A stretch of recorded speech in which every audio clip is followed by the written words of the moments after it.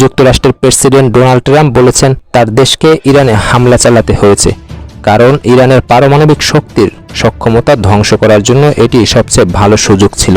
সোমবার হোয়াইট হাউসে এক অনুষ্ঠানে ট্রাম্প বলেন, যুক্তরাষ্ট্রের জন্য ইরানে হামলা চালানোর এটিই ছিল সেরা সুযোগ। এ পদক্ষেপ না নিলে পরিস্থিতি নিয়ন্ত্রণের বাইরে চলে যেত বলে তিনি দাবি করেন। গত শনিবার সকালে ইরানে যুক্তরাষ্ট্র ও ইসরায়েলের যৌথ হামলা শুরু করার পর এই প্রথম কোনো অনুষ্ঠানে প্রকাশ্যে এই বিষয় নিয়ে মন্তব্য করেছেন ট্রাম্প।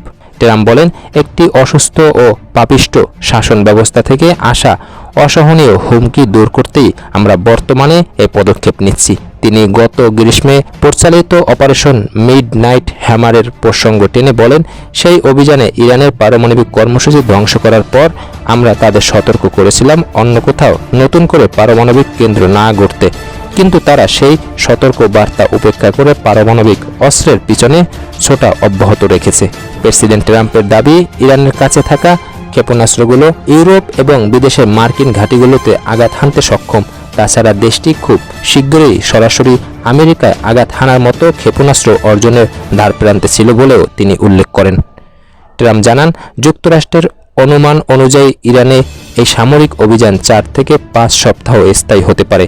তবে তিনি হুঁশিয়ারি দিয়ে বলেন, প্রয়োজনে এর চেয়ে অনেক বেশি সময় ধরে অভিযান চালানোর সক্ষমতা আমাদের রয়েছে। লক্ষ্য অর্জনে যা যা করা প্রয়োজন আমরা তাই করব। বিশ্লেষকদের মতে ট্রাম্পের এই অনমনীয় অবস্থান ইঙ্গিত দিচ্ছে যে ইরানের পারমাণবিক ও সামরিক অবকাঠামো পুরোপুরি ধ্বংস না হওয়া পর্যন্ত ওয়াশিংটন এই অভিযান থেকে কিছুতেই পিছু হটবে না।